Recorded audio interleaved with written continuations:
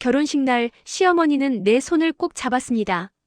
하객들이 웅성이는 홀 한켠에서 그분은 내 눈을 들여다보며 말했습니다. 우리 집에 이렇게 순한 며느리가 들어오다니 복이네 복이야. 그때는 그 말이 칭찬인 줄 알았습니다. 뺨이 붉어졌고 고개를 숙이며 감사하다고 했습니다. 웨딩드레스 자락을 여미며 속으로 생각했습니다. 잘할 수 있을 것 같다고, 이 집에서 사랑받으며 살 수 있을 것 같다고. 하지만 시간이 흐르자 그 말의 진짜 뜻을 알게 됐습니다. 순하다는 건 말대꾸를 하지 않는다는 뜻이었고, 복이라는 건 시댁이 원하는 대로 살아준다는 의미였습니다. 칭찬이 아니라 예고였습니다.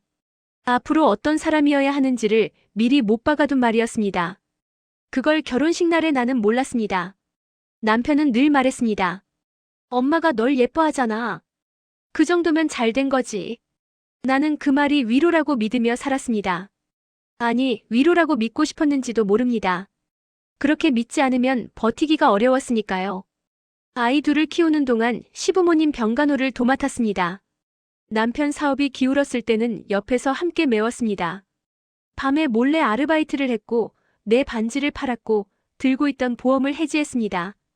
그 모든 시간 동안 단 한 번도 힘들다고 말하지 않았습니다. 말해봤자 소용없다는 걸 알았기 때문이기도 했고 힘들다고 말하는 순간 내가 무너질 것 같아서이기도 했습니다. 나는 그 시간들을 웃으며 넘겼습니다. 아니, 웃는 척 넘겼습니다. 그러던 어느 날 시어머니의 환갑잔치가 열렸습니다. 오랜만에 친척들이 한자리에 모였고 꽃다발이 오갔고 덕담이 이어졌습니다. 나는 음식을 나르고 어르신들 잔을 채우고 아이들을 챙겼습니다. 그러다 잠깐 자리에 앉아 물을 마시는데 시어머니의 목소리가 들렸습니다. 얘는 정말 아들 잘 만나서 편하게 산 거야. 사람들이 웃었습니다. 남편도 따라 웃었습니다. 순간 웃고 있던 내 입꼬리가 굳었습니다. 물잔을 내려놓았습니다. 손끝이 차가웠습니다. 편하게 살았다는 말이 귓속에서 맴돌았습니다. 그 말을 들으며 나는 생각했습니다. 지금 이 자리에서 내가 보내온 38년을 아는 사람이 단 한 명이라도 있을까? 아무도 없었습니다. 그리고 아마 앞으로도 없을 것 같았습니다. 나는 다시 웃었습니다. 아무 일도 없다는 듯이. 그게 내가 가장 오래 연습해온 일이었으니까요. 결혼과 동시에 직장을 그만뒀습니다. 사직서를 내던 날 사무실 동료들이 아쉽다고 했습니다. 팀장님은 재고해보라고 했습니다. 나는 괜찮다고 잘 될 거라고 웃으며 말했습니다. 짐을 싸서 나오는데 엘리베이터 문이 닫히는 순간 뭔가 중요한 것이 함께 닫히는 기분이 들었습니다. 그 느낌을 애써 무시했습니다. 여자가 집을 지켜야 집이 돌아간다. 시어머니의 말이었습니다. 선택지를 주는 말이 아니었습니다. 남편은 고개를 끄덕였고 나는 아무 말도 하지 않았습니다. 그게 순서였습니다. 시어머니가 말하면 남편이 동의하고 나는 따랐습니다. 그 순서에 의문을 품어본 적이 없었습니다. 아니, 품었어도 말로 꺼낸 적이 없었습니다. 그 후로 나는 내 이름 대신 다른 이름으로 불렸습니다. 아이들에게는 엄마였고 시댁 식구들에게는 며느리였고 남편에게는 여보였습니다. 누군가 나를 찾을 때는 항상 다른 사람을 통해서였습니다. 엄마한테 여쭤봐, 며느리한테 물어봐. 내 이름을 직접 부르는 사람이 없었습니다. 어느 순간부터 나도 내 이름이 낯설어졌습니다. 내 통장은 남편 명의였습니다. 집계약도 차 명의도 모두 남편 이름이었습니다. 카드 한 장 내 이름으로 된 것이 없었습니다. 처음엔 그게 이상한 줄 몰랐습니다. 다들 그렇게 사는 줄 알았습니다. 그런데 아이들이 크고 주변 친구들을 하나둘 다시 만나면서 알았습니다. 다들 그렇게 살지 않는다는 걸. 어느 날 문득 거울 앞에 섰습니다. 세수를 하다가 그냥 멈춰서서 한참을 들여다봤습니다. 얼굴은 분명 내 얼굴이었습니다. 그런데 낯설었습니다. 눈도 코도 입도 내 것인데 그 안에 내가 없는 것 같았습니다. 내가 좋아하는 것이 뭔지, 내가 잘하는 것이 뭔지, 내가 원하는 것이 뭔지 아무것도 떠오르지 않았습니다. 생각했습니다. 나는 지금 어디에 존재하고 있을까? 직장을 그만두면서 명함이 사라졌습니다. 통장에서 내 이름이 사라졌습니다. 누군가의 엄마, 누군가의 며느리, 누군가의 아내로만 불리다 보니 어느새 나라는 사람 자체가 흐릿해져 있었습니다. 지운 게 아니었습니다. 조금씩, 아주 조금씩 나도 모르는 사이에 지워진 것이었습니다. 그 사실을 거울 앞에서 처음으로 똑바로 마주했습니다. 눈물이 나올 줄 알았는데 나오지 않았습니다. 그냥 멍했습니다. 오래 멍하게 서 있다가 세면대 물을 잠그고 부엌으로 갔습니다. 저녁을 차려야 했습니다. 그날도 그 다음 날도 나는 아무 말 없이 밥상을 차렸습니다. 정리를 하다 오래된 서랍을 열었습니다. 평소엔 잘 열지 않는 서랍이었습니다. 손잡이가 뻑뻑했고 안쪽에 습기가 찬 듯 종이 냄새가 올라왔습니다. 별 생각 없이 열었는데 맨 안쪽에 노란 봉투 하나가 있었습니다. 꺼내 들었습니다. 손이 잠깐 멈췄습니다. 결혼 10년 차 되던 해였습니다. 남편의 외도를 알게 된 건 우연이었습니다. 문자 한 통이었습니다. 남편 휴대폰을 잠깐 들었다가 화면이 켜지면서 보였습니다. 읽지 말았어야 했는데 눈이 멈춰버렸습니다. 손이 떨렸습니다. 가슴이 내려앉는다는 말이 무슨 뜻인지 그날 처음으로 알았습니다.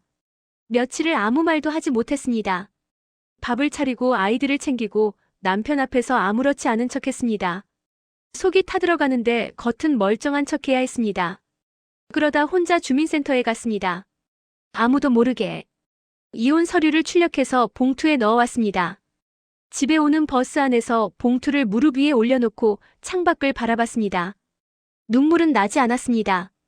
이미 다 말라버린 것 같았습니다. 그날 시어머니가 나를 불러 앉혔습니다. 남자가 그럴 수도 있지. 아들 하나 잘 붙들고 살면 내가 이기는 거야. 이기는 거라고 했습니다. 무엇을 이긴다는 건지 몰랐습니다. 배신당한 사람이 버텨내는 게 이기는 거라면 나는 그런 승리는 원하지 않았습니다. 하지만 아무 말도 하지 않았습니다. 남편은 고개를 숙인 채 아무 말도 하지 않았습니다. 그 방 안에서 사과한 사람은 아무도 없었습니다. 집으로 돌아와 서랍을 열고 봉투를 넣었습니다. 찢지 않았습니다. 버리지도 않았습니다. 그냥 넣어두었습니다. 속으로 생각했습니다. 언젠가 내가 나를 다시 찾고 싶어질 때를 위해. 그게 언제가 될지는 몰랐습니다. 그날이 오기는 할지도 몰랐습니다. 그래도 버리지 않았습니다. 그 봉투가 내가 가진 유일한 선택지였으니까요. 그 후로 세월이 흘렀습니다. 아이들이 컸고 남편은 사업을 다시 일으켰고 시어머니는 나이가 들었습니다. 겉으로 보면 아무 일도 없었던 것처럼 살았습니다. 봉투는 서랍 안에서 조용히 기다렸습니다. 나도 모르게 그 봉투가 거기 있다는 사실이 버팀목이 되었는지도 모릅니다. 완전히 사라지지는 않았다는 증거처럼. 그리고 지금 다시 그 봉투를 손에 들고 있습니다. 노랗게 바랬지만 찢어지지 않았습니다. 안에 든 서류도 그대로였습니다. 나는 한참 들여다보다가 봉투를 식탁 위에 올려놓았습니다. 이번에는 서랍에 다시 넣지 않았습니다. 잔치 준비는 2달 전부터 시작됐습니다. 식당 예약, 청첩 돌리기, 답례품 고르기, 꽃장식 맞추기. 전부 내 몫이었습니다. 시어머니는 내가 알아서 잘하겠지라고 했고 남편은 엄마 생신이니까 잘 부탁해라고 했습니다. 나는 아무 말 없이 했습니다. 늘 그랬듯이. 잔치 당일에도 나는 가장 먼저 도착했습니다. 홀 정리를 확인하고 음식 순서를 점검하고 어르신들 자리를 안내했습니다. 시어머니는 한복을 곱게 차려입고 하객들 사이에서 웃었습니다. 나는 그 뒷배경이었습니다.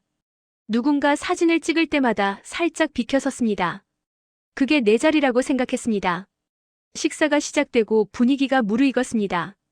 남편 친척들이 건배를 제안했고 웃음소리가 커졌습니다. 나는 아이들 밥을 챙기다가 겨우 자리에 앉아 물잔을 들었습니다.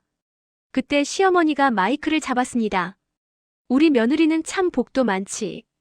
우리 아들 만나서 평생 걱정 없이 살았잖아. 사람들이 웃었습니다.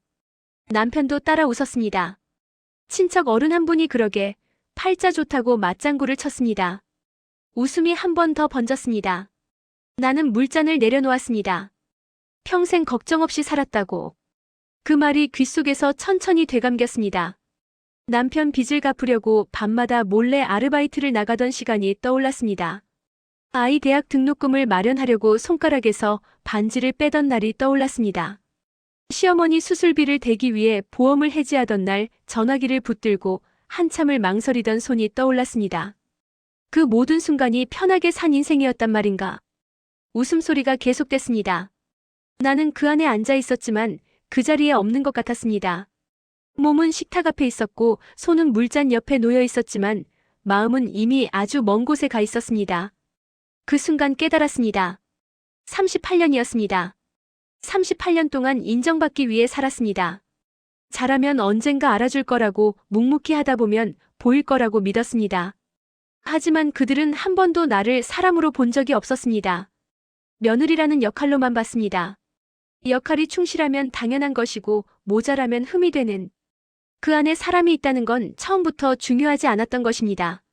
건배 소리가 울렸습니다. 나는 잔을 들지 않았습니다.